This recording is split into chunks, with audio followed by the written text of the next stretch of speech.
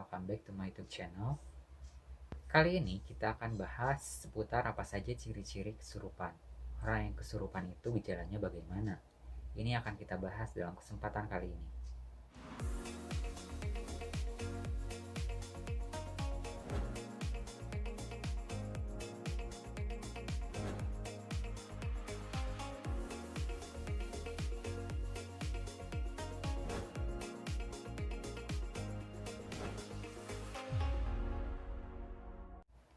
Apa kabar Anda hari ini? Saya doakan semoga selalu diberikan kemudahan serta kelancaran dimanapun Anda berada.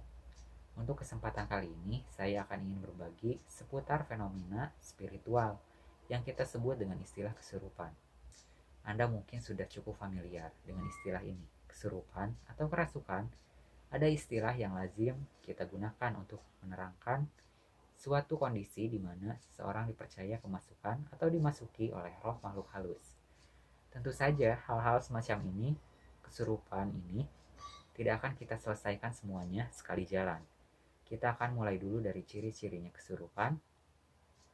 Ini apa saja? Kemudian ciri-ciri orang yang rentan mengalami kesurupan. Seperti apa? Baru setelah itu kita membahas seputar pertolongan pertama yang bisa kita lakukan untuk mengatasi kondisi kesurupan. Untuk video kali ini, kita akan membahas dulu seputar apa saja ciri-ciri kesurupan. Orang yang kesurupan itu gejalanya bagaimana? Itulah yang akan kita bahas. Dalam kesempatan kali ini, sebagian besar dari kita hanya mengenal kesurupan dari media, televisi, terutama meskipun mungkin Anda pernah menjumpai secara langsung orang yang sedang mengalami kesurupan. Atau bahkan bisa jadi Anda sendiri pernah mengalami kesurupan. Tetapi memang kebanyakan orang yang pernah mengalami kesurupan justru tidak ingat banyak dan tidak bisa bercerita banyak tentang pengalamannya ini karena tidak ingat. Dan tadi jika pernah mengalami atau menyaksikan adegan kesurupan di televisi, maka ada kemungkinan kesurupan ini hanya sekedar pura-pura saja, sekedar acting saja, karena memang yang diatur dan diarahkan sedemikian rupa. Demi kepentingan acara untuk itu, tidak ada salahnya kita tahu tentang apa saja ciri kesurupan dan bagaimana membedakan kesurupan yang pura-pura dengan kesurupan yang benar adanya. Paling tidak, biar jadikan wawasan bagi kita sendiri. Sekiranya kita ketika menjumpai orang yang kesurupan di dunia nyata, karena tidak bisa dipungkiri, kesurupan itu kadang cuma dijadikan alat saja remaja. Biasanya atau anak usia sekolah. Pura-pura kesurupan, supaya sekolahnya dipulangkan cepat. Saya sendiri pernah menjumpai semasa sekolah dulu, salah seorang teman sekelas saya pura-pura kesurupan dan pingsan. Dan yang ternyata karena dia belum mengerjakan PR, maka dibawalah si dia ini ke UKS. Lalu selamatlah dia dari kewajiban PR-nya. Itu tadi, langsung saja, apa saja ciri-ciri orang yang kesurupan supaya kita bisa membedakan apakah kesurupannya ini asli atau bohongan ya. Untuk yang ciri yang pertama adalah perbuatan atau kondisi tubuh. Awalnya gejala awal kesurupan adalah terjadinya perubahan kondisi tubuh, termasuk lemah, pusing, berdebar, keringat dingin, kemudian pingsan, tetapi hanya beberapa saat ya. Dan setelah bangun dari pingsannya ini, si korban kesurupan ini mulai meronta. Dan ciri yang pertama, yang sebagian diantara memang masih bisa dibuat-buat. Lalu untuk ciri yang kedua adalah perubahan suara. Ini biasanya yang paling bisa Anda jadikan acuan. Dipercaya bahwa orang yang kesurupan suaranya akan berubah menjadi suara roh yang merasukinya.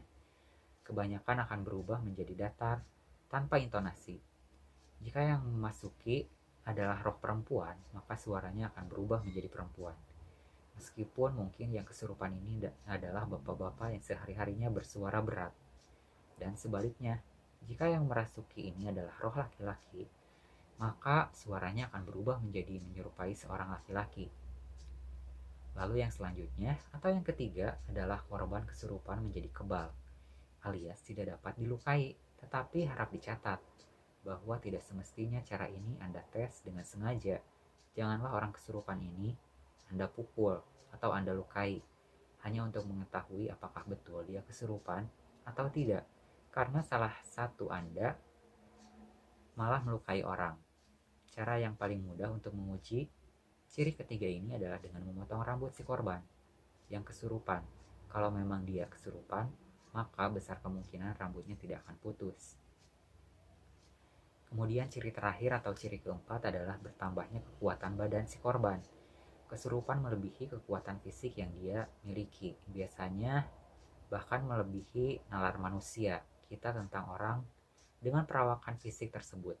Misalnya anak remaja yang tingginya mungkin tidak lebih dari 1,5 meter, beratnya mungkin kurang lebih tidak lebih dari 50 kilo, tiba-tiba mampu melawan 4, bahkan 4-6 orang dewasa yang berusaha untuk menenangkan dia.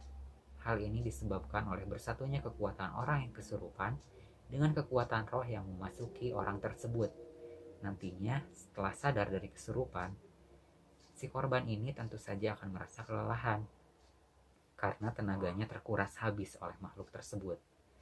Lalu, keempat ciri inilah yang bisa Anda jadikan patokan atau acuan untuk menilai apakah seseorang benar-benar kesurupan atau menilai apakah kesurupannya bohong atau asli.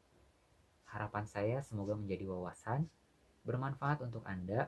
Bila kebetulan Anda pernah menjumpai orang yang kesurupan, boleh Anda ceritakan pengalaman Anda di kolom komentar. Atau barangkali bila Anda sendiri pernah mengalami kesurupan, boleh juga Anda menceritakan pengalaman Anda tersebut.